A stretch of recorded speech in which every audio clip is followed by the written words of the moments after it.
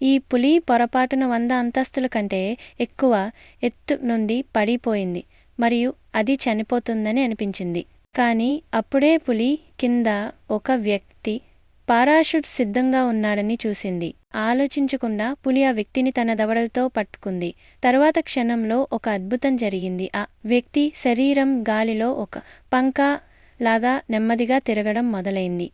ఏదో అదృశ్య శక్తి అతన్ని చుట్టుముట్టినట్లు. నిజానికి ఈ పులి చాలా తెలివైనది. దానికి తన వేగాన్ని ఈ విధంగా తగ్గించవచ్చని తెలుసు. ఒకవేళ పులి ఇలాగే పడుతూ ఉంటే అది ఖచ్చితంగా పడిపోవడం వల్ల చనిపోదు. పులి తాత్కాలికంగా సురక్షితంగా ఉంది, కానీ కింద ఉన్న వ్యక్తి ఇబ్బందిలో పడ్డాడు. ఆ వ్యక్తికి తన తల ఏదో బిగుతున్నట్లు అనిపించింది. నొప్పితో బాధపడుతూ ఈ బిగుతును వదిలించుకోవాలని కోరుకున్నాడు. కాబట్టి వ్యక్తి వెంటనే పారాషూట్ తెరిచాడు, పులిని కిందకు జార్చడానికి, ఒక జట్కా ఇవ్వడానికి. కానీ పులి చాలా తెలివైనది. అది వ్యక్తి బెల్ట్ను పట్టుకుని పైకి ఎక్కడం మొదలైంది. కానీ అప్పుడే పులి బెల్ట్ లాగబడి విడిపోయింది. దీనితో పులి నేరుగా ఆకాశం నుండి కిందకు పడిపోయింది. చివరకు ఆ బాధపడుతున్న పులి కన్నీళ్లతో కింద పడి చనిపోయింది.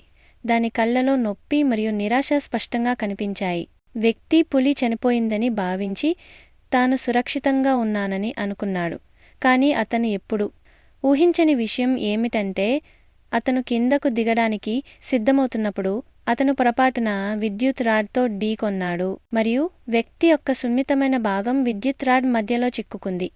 వ్యక్తి తన భాగాన్ని కదిలించి బయటకు తీసేందుకు ప్రయత్నించాడు.